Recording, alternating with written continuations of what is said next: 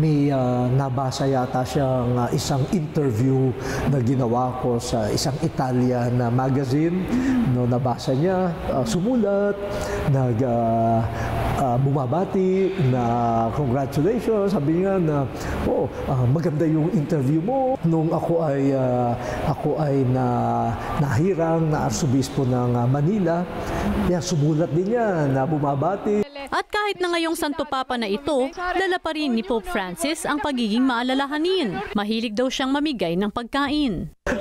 Bigay nga, sabi sa akin, biniro pa ako, bata ka pa naman, sige, kainin mo yan. Matagal din. Kwento ni Tagle, pribadong tao si Pope Francis bago ito maging Santo Papa. Ni ayaw magpa-interview sa media, pero nagulat at natuwa si Tagle sa laki ng ipinagbago ni Pope Francis.